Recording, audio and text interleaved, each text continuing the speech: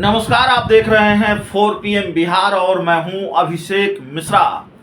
क्या भारतीय जनता पार्टी को महाराष्ट्र वाला खेल बहुत भारी पड़ने वाला है और भारतीय जनता पार्टी के वॉशिंग मशीन में, बीजेपी की वॉशिंग मशीन में उसी के अरमान धुल जाने वाले हैं? बड़ा सवाल है, महत्वपूर्ण सवाल है और ये सब कुछ होने की मजबूत गुंजाइश दिख रही है। बिहार की सियासत के लिहाज से अगर हम बात करें तो बीजेपी को महाराष्ट्र का खेल बिहार में बहुत नुकसान पहुंचा रहा है और अभी जितना नुकसान पहुंचा रहा है उससे ज़्यादा भीषण नुकसान पहुंचा सकता है। इसके पुरजोर कयास नज़र आते हैं, इसकी पूरी उम्मीद नज़र आती है। कयास नहीं, इसकी पूरी उम्मीद नज़र आती है। तो महाराष्ट्र में क्या खेल हुआ है आप जानते हैं और उस खेल के बाद क्या क्या हुआ है यह भी आप जानते हैं।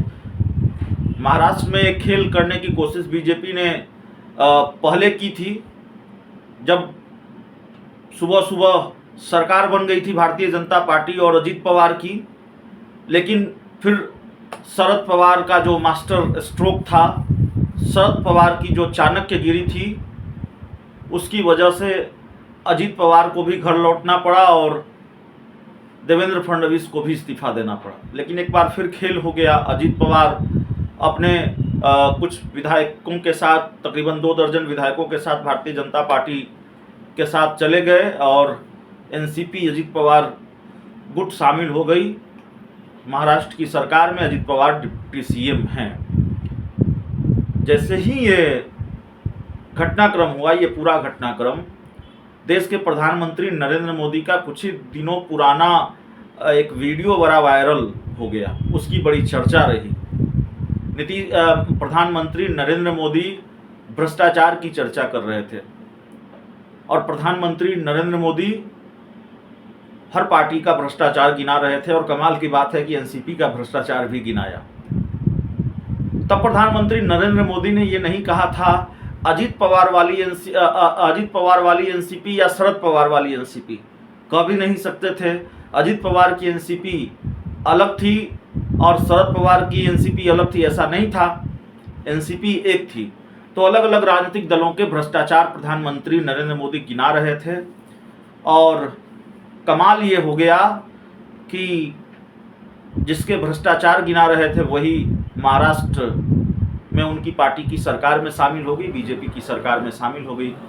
सवाल उठने लगे कि भाई भ्रष्टाचार को ऐसे खत्म करेगी बीजेपी, नरेंद्र मोदी भ्रष्टाचार को ऐसे खत्म करेंगे। उन्होंने कहा था उसी भाषण में कि गारंटी है, भ्रष्टाचारियों को सजा दिलाने की गारंटी है, इस तरह की बात उन्होंने कही। तो सवाल उठने लगा कि भाई किस तरह की गारंटी है और भाजपा की वॉशिंग मशीन में कोई भी धुलकर साफ हो जाएगा क्या?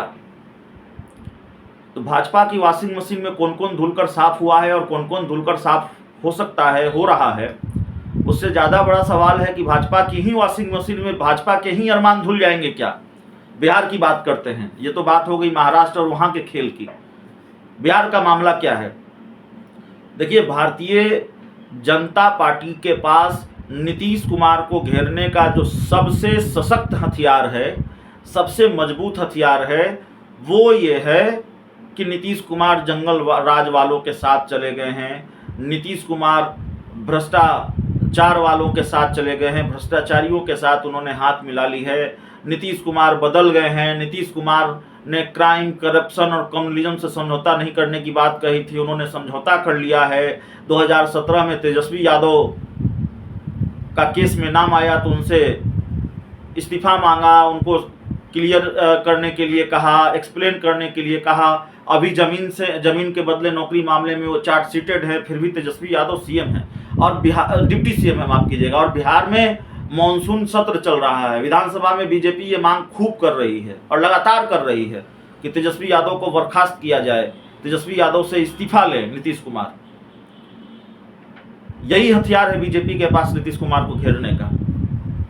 लेकिन क्या ये हथियार कारगर है? क्या भारतीय जनता पार्टी को तेजस्वी यादव से इस्तीफा मांगने का नैतिक अधिकार है? ये सवाल पूछा जा रहा है, पूछा जाएगा। भ्रष्टाचार को लेकर या भ्रष्टाचारियों को लेकर महाराष्ट्र में अलग स्टैंड और बिहार में अलग स्टैंड तो नहीं हो सकता ना।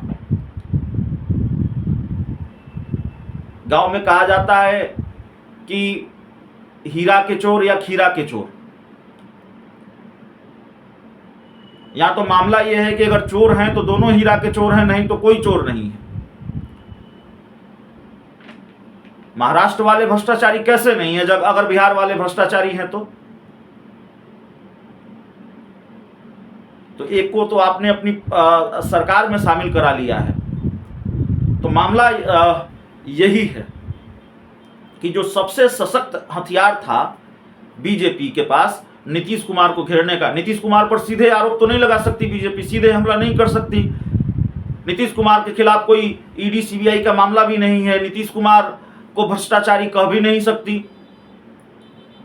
नीतीश कुमार के बारे में यह कर सकती है कि वो भ्रष्टाचारियों के साथ चले गए हैं, भ्रष्टाचारियों को बचा रहे हैं, जंगल राज वालों के साथ चले गए हैं। नीतीश कुमार भ्रष्टाचारी है ये बीजेपी नहीं कर सकती। तो बीजेपी के पास ये सशक्त हथियार था, बड़ा मुफीद मौका था जब तेजस्वी यादव के खिलाफ चार्जशीट हो गई, लेकिन महाराष्ट्र वाले खेल ने सब कुछ खराब कर दिया। बीजेपी का बिहार वाला खेल बिगाड़ दिया। अब बीजेपी अगर कह रही है कि तेजस्वी यादव चार्जशीटेड है, उनको मंत्रिमंडल से बर्खास्त कीजिए, नीतीश कुमार भ्रष्टाचारियों का साथ दे रहे हैं, तो किस मुंह से कह रही है और किस मुंह से कह पाएगी? सवाल यह भी है ना। तो इसीलिए हमने कहा कि बीजेपी ने अपना जो बीजेपी का जो सबसे सशक्त हथियार था नीतीश कुमार और लालू यादव से लड़ने का, लालू यादव से लड़ाई का, उसकी धार को खुद ही कुंद कर दिया। महाराष्ट्र वाला जो खेल हुआ है, महाराष्ट्र में जो स्टैंड रहा है बीजेपी का, ऑपरेशन लोटस हुआ और महाराष्ट्र में अजीत पवार को डिप्टी सीएम बना दिया, जिनके बारे में यह कहा जाता रहा, बीजेपी ने कहा, प्रधानमंत्री नरेंद्र मोदी ने एनसीपी के भ्रष्टाचार गिनाए थे कितने हजार करोड़, 7,000 करोड़ या 70,000 करोड़। वो तो अब भाजपा की सरकार में शामिल हैं। तो इसीलिए हमने कहा कि भाजपा को महाराष्ट्र वाला खेल भारी पड़ने वाला है और कम से कम बिहार में बहुत भारी पड़ने वाला है। अपने ही हथियार की धार बीजेपी ने कुंद कर ली है। बीजेपी कैसे नीतीश कुमार को भ्रष्टाचार पर घेरेगी, कैसे तेजस्वी यादव को भ्रष्टाचार पर घेरेगी, और भारतीय जनता पार्टी कैसे नीतीश कुमार को इस बात पर घेरेगी कि तेजस्वी यादव चार्जशीटेड है और बीजेपी उनके खिलाफ कोई कार्रवाई नहीं कर रही है। वॉशिंग मशीन सिर्फ भारतीय जनता पार्टी के पास थोड़ी है, वॉशिंग मशीन नीतीश कुमार के पास भी है। या हो सकता है नीतीश कुमार इतने पाक साफ हों, उनको वॉशिंग मशीन की जरूरत ही न पड़े, या हो सकता है बीजेपी के मुकाबले नीतीश कुमार ज्यादा पाक साफ हो। तो मामला यहां ये है।